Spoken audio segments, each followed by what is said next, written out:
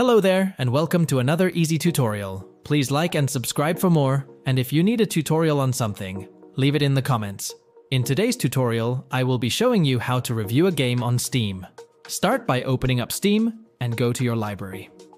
Next, select the game you would like to review. Beware, you have to own the game. Not all games can be reviewed, and you've got to have played it for a while. Under Activity, you can leave a review just for your friends. To leave a review for everyone, go to Store page under Install. If the game allows reviews and you've played it for a while, you can leave your review here. This can be public or friends only. You can also select a language, allow comments, tell people if you got the game for free or not, and also recommend the game.